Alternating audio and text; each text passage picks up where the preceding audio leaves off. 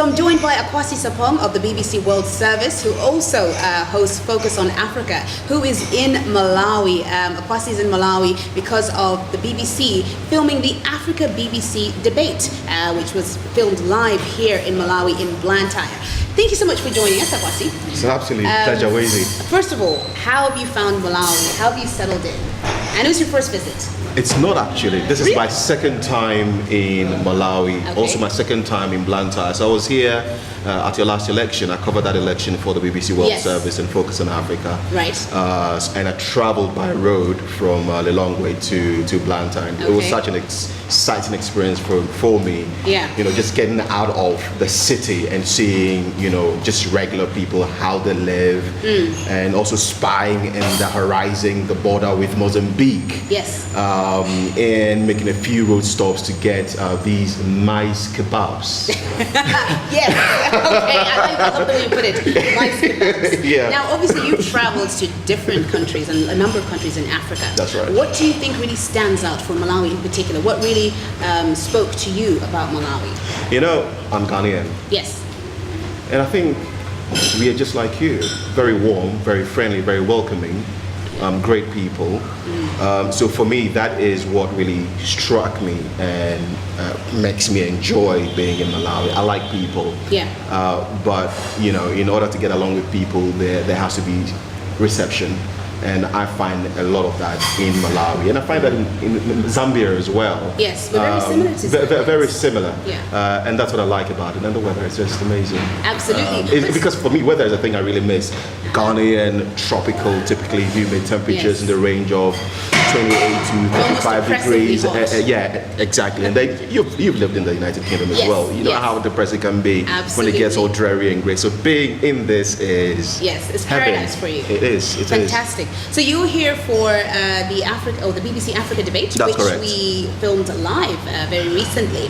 How important do you think it is to have something that's so unique to Africa that focuses on African issues, but also you get to film it here in Africa? How important is that? It's absolutely necessary as far as we're concerned, which is why the program was even conceptualized in the first place. So what we say on the Africa debate is, if it matters to Africa, we shall debate it in Africa.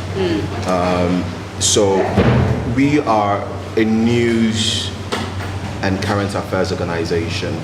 What the BBC World Service does is to have global conversations around global topical issues using programs like the Africa Debate, which I'm fortunately privileged to be one of the presenters. Yes. So every month we travel to a different country, we take a Pan-African issue, an issue that's relevant to the continent, but also has direct resonance with that country to talk about. So for example, we've been in Kenya at the time when there was a big row about whether or not the president and his deputy should be appearing before the International Criminal Court. And so there we discussed whether Africa was under undue trial pressure at the International Criminal Court. We've talked about the place of China, whether China was a plunderer or a partner of Africa, and we did this debate in Uganda because of, we did that in Zambia because of Chinese activity and involvement in the mines, the copper belt of Zambia. Now with this particular debate, which we've just held in Blantyre, Malawi, it was the topic being whether, you know, mistrust in the news, made up stories, recently described by President Donald Trump of the United States as fake news, as well as social media, whether any of these pose threats potentially to journalism in Africa. And that obviously is a topical issue in Malawi, considering recent events in this country. News reports alleging the president's death, angrily rebuffed, dismissed by the president's office, describing one local radio station who put it out as a fake news. And so there is a direct connection to that topic, and that is one of the reasons why we came to Malawi to talk about this. And it was just exciting hearing the opinions. Let me rephrase that. It wasn't just opinion, facts from the perspective of journalists in this country who've been reporting on it. And it's just the diverse perspective that we heard from journalists, we had a doctor in the audience who disagree with everybody in terms of how the issue was being dealt with, how the government was dealing with it, how the press was dealing with it, and what she felt everybody should really be focusing on in terms of the implications of the reporting in Malawi for regular folk who need help access to healthcare, for example. And also to hear the rebuttals from the president's communications advisor, Dr. Bright Malende. Yes. And I thought we had a very fantastic debate. By the way, that debate, if I may just plug it, is on the World Service on Friday at 9 p.m. local time in Malawi. So something to look forward to. All right, fantastic. Now, given that you've done this, like you said, in a number of different countries, would you say it's having a tangible impact? Can you actually recognize the impact that this is having? Is it making a difference to the way people think about core issues in Africa? Look, just going by what we saw in Malawi, in Blantyre just a few days ago, we should say there's been impact, because you were there, you remember, in the middle of the hoo-ha about government responsibility and journalists' responsibility. Yes, it got quite heated. It got rather very heated. And in the middle of that debate, I got a hint, I got an alert suggesting, because we had just moments before been pressing both the information minister and the president's communications advisor about the access to information bill and asking that question. We actually had them on the back foot. Yes. When will the president sign it into law? This week, next month, this year? And they were a bit hesitant in making a commitment. And then I got a hint that the president actually was signing the bill into law. So I said to Mr. Malende, Dr. Malende, are you aware? He looked at me like, you must be crazy. What are you going on about? What are you talking about? Yes. And then he got up to make a phone call. Yes. So I'm presuming here that he checked with his office, or possibly with the president, possibly, got a confirmation that indeed that happened, and then he broke it on the debate. Now, if for nothing at all, the fact that we've been able to get closure on a matter that Malawians had been waiting for so long, 20 for so long. years. There you go. That should tell you that we've made some impact, I think. Clearly. And so here's the thing. We believe that when people tune in to the Africa debate, they should have more light on an issue at the time they tune out compared to when they tune in. So it's not just about creating heat. Yeah. We would prefer, we want to have less heat and more light. It's about enlightenment. So you want to take people on a journey to understand an issue, unpack it, look at the various opinions on it, and bring or shed light on the subject. That really is the essence of the African debate. Okay, so it's really more about insight, gaining more insight into these issues. Yes, that's right. Okay, so obviously you've been a journalist for years. So if you just take it back a little bit, how would you describe your path to journalism, and particularly working for the BBC? That's quite an experience, I imagine. Long journey. I started off as a cub reporter. Well, no, not as a cub reporter really. I started off as an assistant librarian in a local radio station because I was really, really interested in broadcast journalism. Ghana had just gone through that transition from, a military dictatorship to a constitutional democracy. The airwaves had been opened up. All of a sudden, an impressionable teenager, I was exposed to the likes of, the BBC's competition, still, CNN. We're watching the likes of Christiana Mampo, Lou Dobbs, and the rest of them on CNN. And I thought, look, this is what I want to do. But I think what really got me was Christiana Mampo telling real life stories of real people who were bearing the brunt of the Iraqi war and watching her on the war front and ducking as the bombs exploded behind her. And I thought, wow, this is what I want to do. Not for the fame, more for the... I was going to say, so was it the sense of No, it was more impact, because she was telling stories about real people and how they were affected by decisions being taken by leadership, whether in America or Iraq or England. And for me, I think the thing about journalism for me is trying to make a difference in a small way, and hopefully that difference percolates, affects a wider community. And how do I do that? Is about telling stories about people, how the decision makers' actions or inactions affect the average person. I'm thinking my grandmother in her village, how she affected by the finance minister's budget decisions. how is your auntie or your sister in some remote village of Malawi affected by the decisions the president takes? Let's use as an example, in the last election in Malawi, I was particularly interested in what the politicians or the candidates for the presidency were saying about tobacco.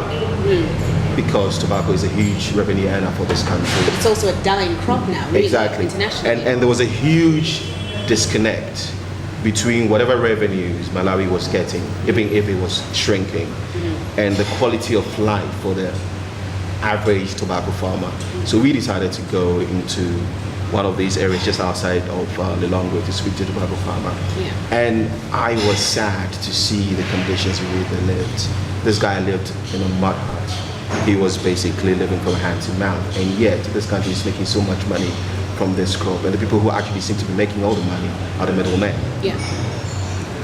And that is what I think journalism should be about, finding out how people are affected in real life and asking people who should be responsible, why are people not benefiting from all their hard labor?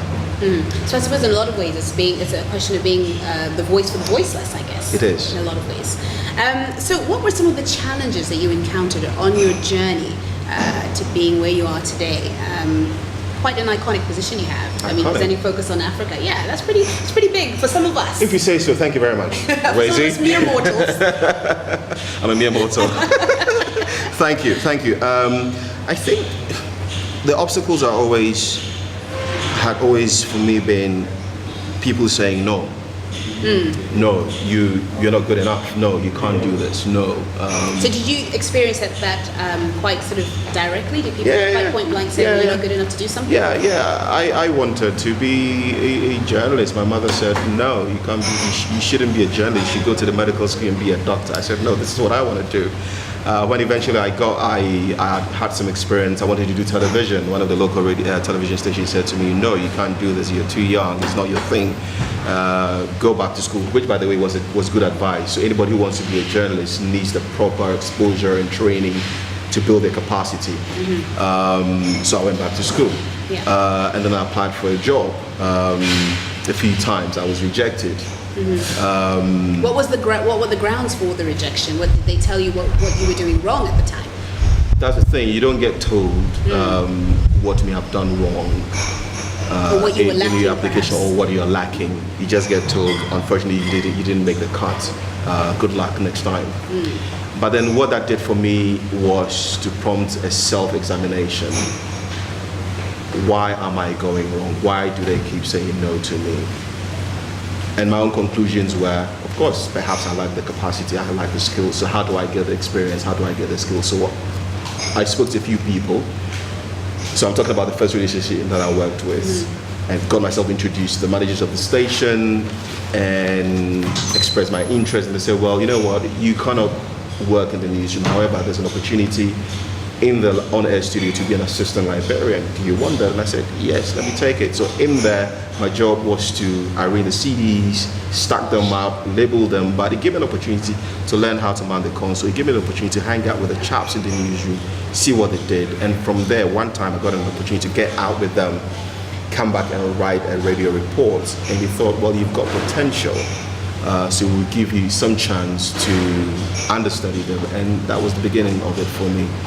That was it. And that was it. So it sounds like the classic example of somebody who perhaps maybe started out as a runner, for example, on a production set, and then suddenly tried out their hand in broadcasting, and suddenly. And I think it's a story for a lot of people in journalism. You don't always get it at the first shot. No.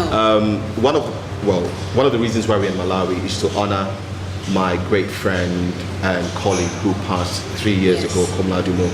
We are going to talk about We'll talk about, just to make an example, his is a similar story as well. Yeah. He started off, he wasn't a journalist at the beginning. He was doing the traffic reports because that was the way in to it. And then once he got it, he decided, this is what I want to do. And then he worked his way out. All right, well, we're going to take a quick short break, but when we come back, I'm having a lovely chat with Akwasi Sarpong of the BBC World Service, who is in Malawi once in a lifetime, I would say, for me anyway, Akwasi. But we'll be right back after this.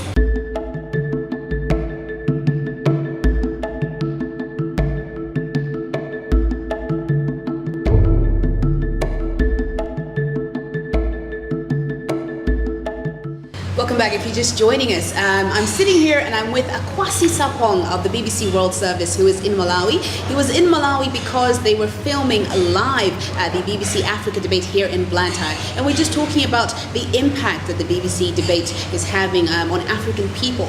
And indeed all our viewers across the country, and also for the BBC international viewers as well. Now, Akwasi, what in your view, or how would you rather describe the distinction between journalism in Africa and journalism in other parts of the world? Because you've got to experience both sides. Because you worked obviously in Ghana. That's right. And presumably you spend more time, I imagine, in Europe or in London. No. No? Well, I spend a lot of time on the continent. I go home a lot because Yes. my family is still in Accra.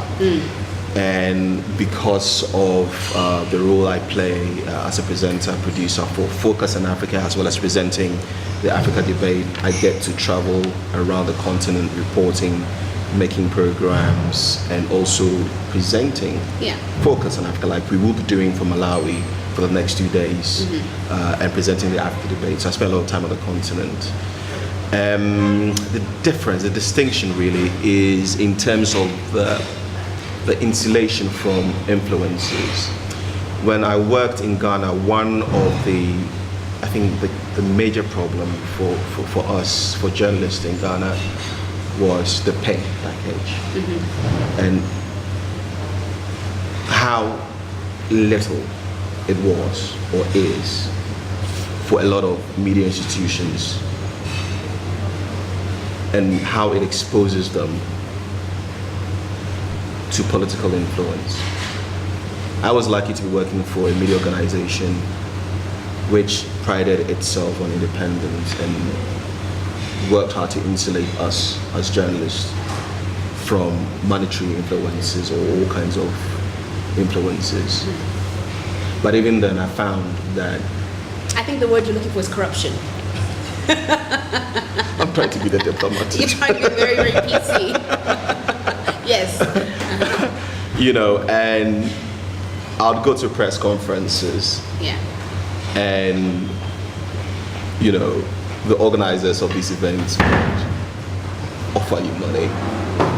Now, money scares the living daylights out of me, because all it says to me is you're trying to influence. Even if there wasn't an intention to influence me, the fact that you're trying to offer me money, I feel makes me beholding of you, and I have to tell the story from your perspective. Yeah, it's almost like you have an obligation. I have an obligation to. But maybe, and I would walk away and I'll reject it. But maybe I could afford to, because my organization realized the sensitive position that I occupied and made a deliberate effort to insulate me. But it can say that for a lot of the organizations or a lot of the journalists in Ghana and around the continent who have to work in very dire, conditions. And the case has to be made for media managers if they really want their media organizations to be recognized as credible media institutions that the public can really invest a lot of faith and trust in, is to ensure that the journalists, that the journalism, that there's great investment to insulate the newsrooms from monetary influences, and as you say so finely, Wezi corruption. Yes.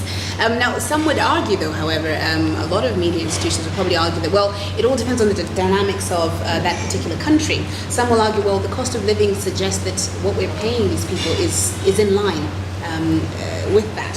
So we can't suddenly start paying them so much money all of a sudden, because that is actually what is considered the norm. What would your thoughts be on that? Well, that's the fine argument to make, but when you consider the downside of it, well, yeah, the cost of living may be so dire, but that is exactly the reason why they're even more exposed to those undue influences.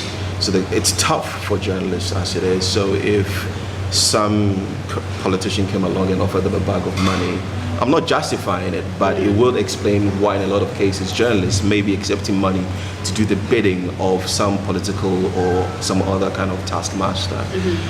So the cost of living argument for me doesn't quite work. If you want the job done right, then you need to provide those buffers, that insulation for your team members, I think. And I strongly make an argument for that. Okay, well, you sort of answered my next question in some ways there, because what I was going to ask you next was, what would you think are some of the obstacles that are perhaps making it difficult for journalism to sort of go ahead, advance in Africa? So we've talked about the pay, we've talked about salaries, that's one. But there's also investment in training. The fine jargon is capacity building, but it's about training and also investing in technology. So I work for the BBC World Service, and I'm in Malawi today talking to you, and I've been to Tunisia, and I've been to Nigeria, and I've been to Zambia, and a lot of places to report. It's because the media institution makes an investment. A lot of us most African journalists don't get a chance, one, to travel around the continent to report. So we are almost invariably insular in terms of our thought process and reporting. We are mostly thinking about what is happening within our borders. I'm sure a lot of us would like to travel around the continent to see how events in our own countries are reflected elsewhere, to be able to draw those comparisons. It doesn't happen. I was lucky again when I worked in Ghana because I was a presidential correspondent. This was when John Agyekum Kufuor was president, and he was chairman of the Economic Community of West African States, which meant he traveled, he attended a lot of summits, and by dint of being a presidential correspondent, I got to travel with him extensively around the West African region to attend some of those meetings. But I was lucky. Not everybody gets a chance to work that kind of beat. And so you don't get that kind of exposure. So even when I was working in Ghana, because of that, I was exposed to all the stories beyond Ghana. So I had to then appreciate how the ECOWAS protocol worked on free movement of persons and trade. I had to understand how the new economic partnership for development in Africa worked. So it broadens your horizon when you're thinking about your local story, how decisions across the continent affect you as an individual of a particular state. And that is the way it should work, because when you take European journalists, a lot of them have that exposure. They travel around the continent. So now we are talking about Brexit. They are able to authoritatively do an analysis, look at events happening in France and Belgium and what the implications are for British citizens, and likewise. Not a lot of that happens on the continent because I think, from my own experience, there hasn't been a lot of exposure. And that exposure only happens if media managers, or if there's a deliberate investment in terms of the exposure that our journalists have. But I also made an example of the fact that I'm here today is on account of that kind of investment. Then there's investment in technology. As you This know, is all money though. it's all money, but money, the which journalism, a lot of African countries just don't have. No, but journalism is serious business.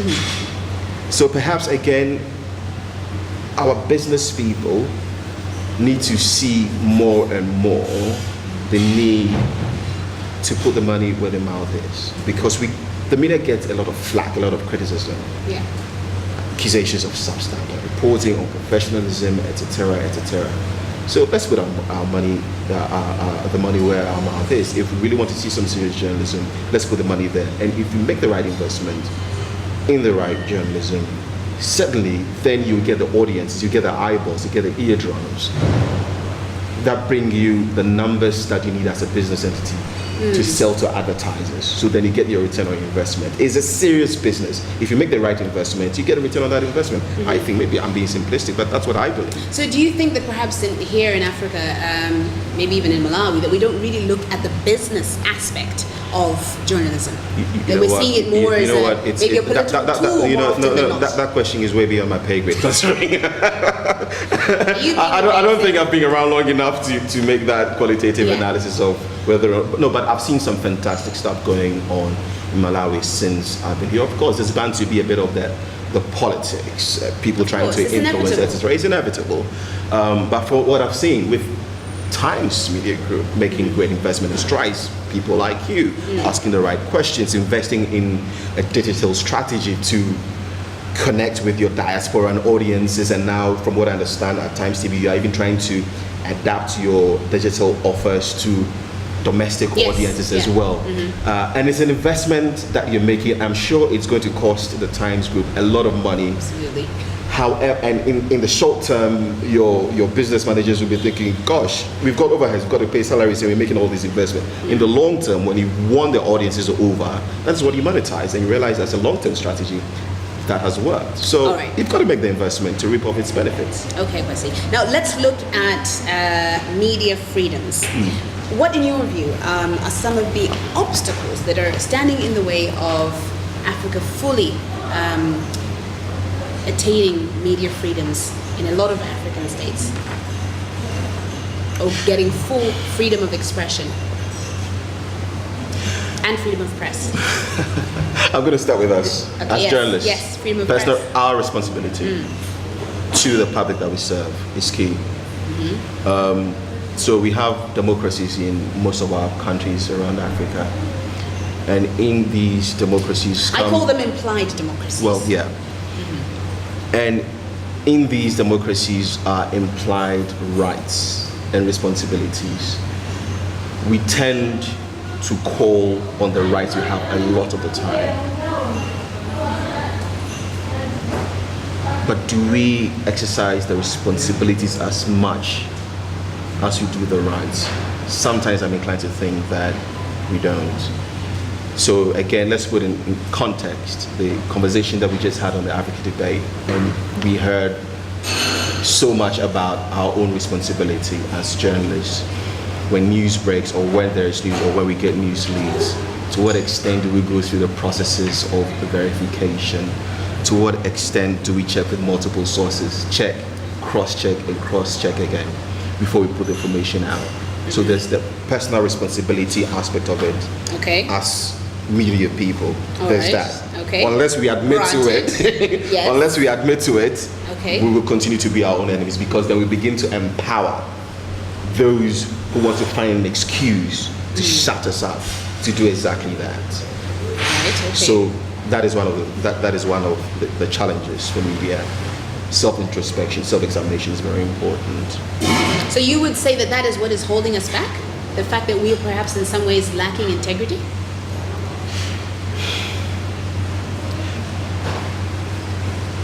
Holding, to a certain extent.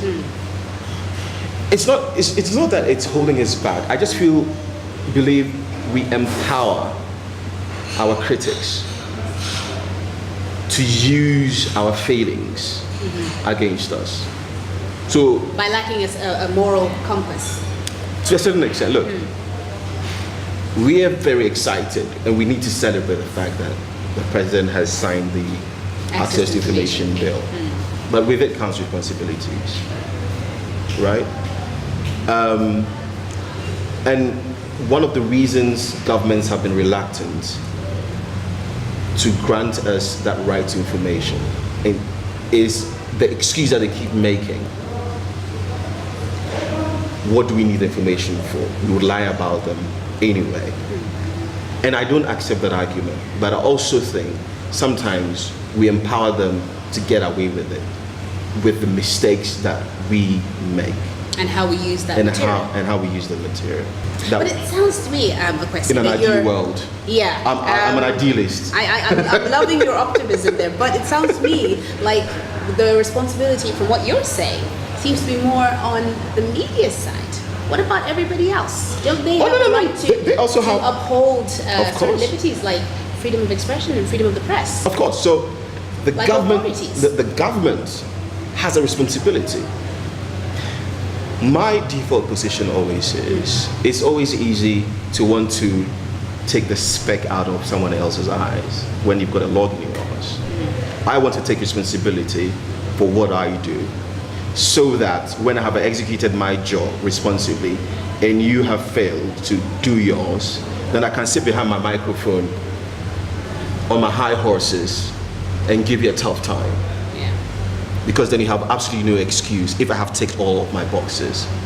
And that is the way that is my default position. So yes, government has a responsibility, but let's be responsible in the way we go about this. And that is why I'm so excited about events of the last few days.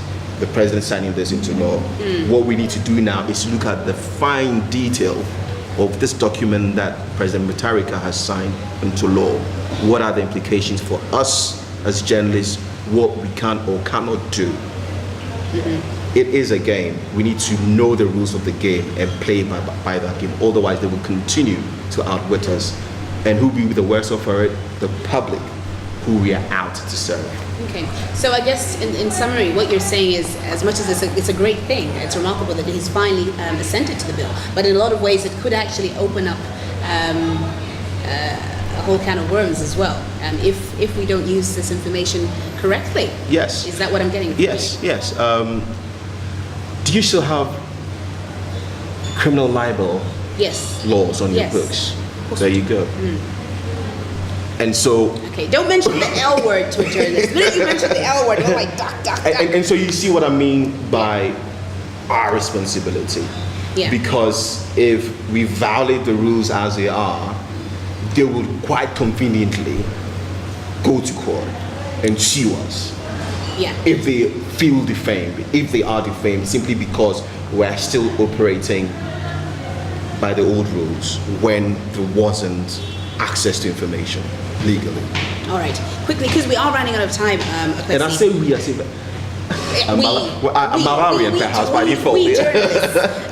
Very quickly, before we go, we get to talking about Kamala Dumor. I just want your take on this. What is your response to sentiments that perhaps Africa is not ready for democracy in a lot of ways, and by extension isn't ready for media freedoms in the first place? Because some people feel that way. I think Even here in Malawi, I think I would take a contrary view to that. If you look around the continent, I mean, the democracy is growing. Actually, even if just in name, everywhere I've been so far, radio stations, newspapers, media pluralism is the thing. Journalists are getting to practice to ask questions. Social media, we've just been talking about it. So democracy is growing. So we've gone past the point where we're asking questions about whether Africa was ready for democracy. The thing about it though is it's work in progress. So we need to continue engaging with the process. And again, I'll go back to Ghana as an example. In 1992, Ghanaians decided that democracy was going to be the vehicle that we use to improve the quality of people's lives. So that's what we decided at the referendum. Then we had our first election, we voted a party into power. Subsequently, to a large extent, a lot of people appear to have disengaged from that democratic political process and have left the game, have left the whole process to career politicians. So why is that in your view? Well, there's the perception that politics is dirty. Yeah. Yeah. Let's not go there. Yes. Politics. So, but we use that as an excuse to disengage. I don't want to be insulted. I do not want to get my hands dirty. Politicians are corrupt. So we've all left it to career politicians, people who are courageous, people who dare enough to get into the fray of things. So what has happened largely is people who've made politics their life, who are in there, trading and perhaps even lowering the bar to a certain extent. Meanwhile, we need serious decisions to be taken about how education policy should be formulated and implemented, how the hospitality industry, taxes, ways to make any country, say Ghana for example, as an attractive tourism destination. Those decisions have to be taken by people who have expertise in the industry. Some of these professionals don't want to get involved because politics is dirty. So who are the people making or shaping policy to govern education, healthcare, tourism, construction? Career politicians, in a lot of cases, who have never worked a job in their lives, never managed teams or budgets, have no idea the policy implications of decisions they're making. We have all disengaged from the process. We need to re-engage to make this game of democracy flourish. Okay. So it's a work in progress. If we can all everybody re-engage. Everybody has a role to play. Yeah. All right. The other argument I make is, look, again, I'll use Ghana as an example. I don't know if it's the same thing in Malawi as well. Sometimes it's actually sort of pejorative. It's an insult to be identified as a member of a political party. And that is part of the problem. Because if we all agree that it's democracy and political parties that we use to govern and shape our lives, then every single one of us in this democracy has a right to be a member of a political party. Yeah. But we are not there. We are not card-bearing members, so we don't have a say in what decisions these parties are taking. So if there are corrupt activities going on within a political party, if inevitably it gets elected into political power, whatever activities that were happening at that level when they were not in government, that is what gets transposed onto the national into office as government. Is it any wonder that we see some of the things that happen once parties have been elected into power? So it's really, I guess, a question of changing the perception of politics in a lot of ways. Very quickly. Changing our perceptions, yes. Yeah. Okay. And it goes back to personal responsibility. We all have to be responsible. We can't always blame someone else for our problems. No. Finally, let's talk about Komla Award, the awards. Yes. The Great boss stuff. player. Yes. You guys launched, or the BBC rather, launched the 2017 Komla Award here in Blantyre. How significant do you think it is to honor somebody like Komla? And how important is it to the African continent to do that? Look, Komla was an amazing journalist, as you would know. He represented everything that was excellent about journalism, period. It wasn't just about African journalism. He represented all the values about journalism. He did a lot of work on the continent of Africa, but he also did some reporting from around Europe for the BBC World Service. And his death was a great loss to the BBC World Service and to the continent. And so what the BBC World Service has set out to do is, because Komla encouraged a lot of people, including myself. I used to produce Komla at Joy FM when he was the presenter of the morning show. And in fact, Komla is one of the inspirations behind my joining the BBC World Service as well.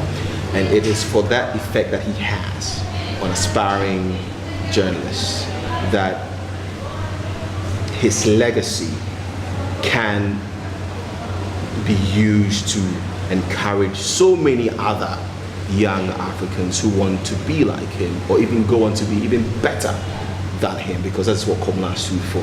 He opened the door so that you get in, get as much experience as you can, and strive to be excellent. That is what he stood for.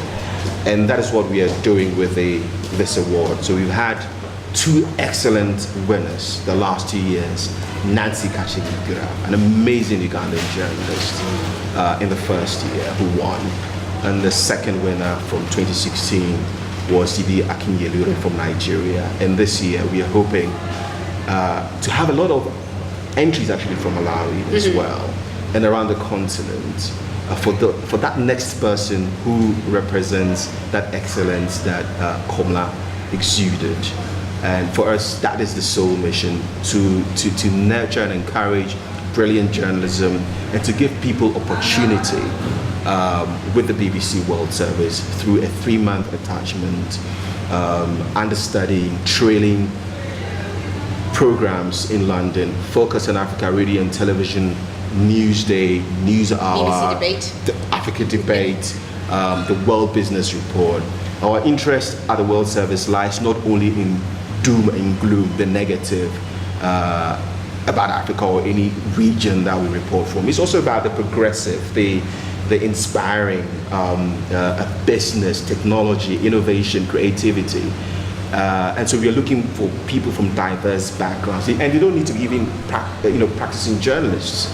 As we've heard from Didi from Nigeria, who won last year's, her background wasn't in journalism. In fact, she's a finance person and also an engineer who took an interest in journalism, and she hasn't looked back since.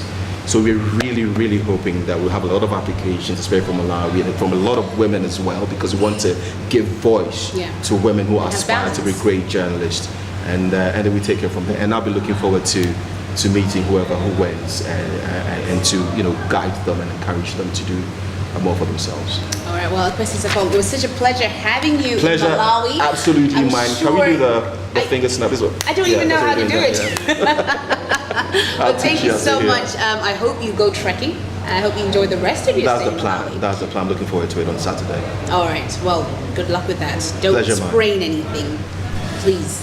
Fingers crossed I won't. Yeah, okay. Wezi, thank you so much. Thank you so much. You've just been watching an interview with Akwasi Sarpong from the BBC World Service with me, Wezi Kasambala, for Times TV. It's bye for now.